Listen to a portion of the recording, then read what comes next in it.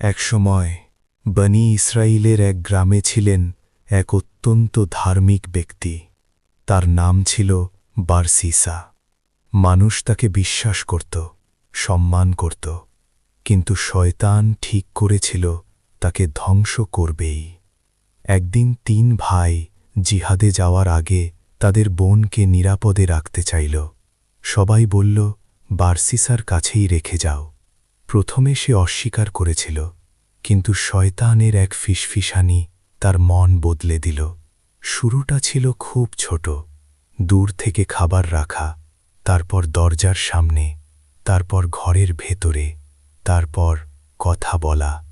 এভাবেই ধাপে ধাপে একজন সাধু মানুষ পাপের দিকে এগিয়ে গেল। শেষ পর্যন্ত সে এমন এক গুনাহ করল যা কল্পনাও করা যায় না। ভয় আর লজ্জা তাকে অন্ধ করে দিল। সে নিজের পাপ ঢাকতে আরও বড় অপরাধ করল। যখন সব সত্য প্রকাশ পেল, তাকে মৃত্যুদণ্ড দেয়া হল। ঠিক তখনই শয়তান সামনে এসে বলল, আমি তোমাকে বাঁচাতে পারি, শুধু আমাকে সিজদা কর। মৃত্যুর ভয়ে বারসিসা শয়তানকে সিজদা করল। আর তখনই শয়তান বলল, আমি তোমার থেকে মুক্ত, আমি আল্লাহকে ভয় করি। একজন ইবাদতকার মানুষ শুধু ছোট ছোট পাপের কারণে শেষে কুফরিতে পতিত হল।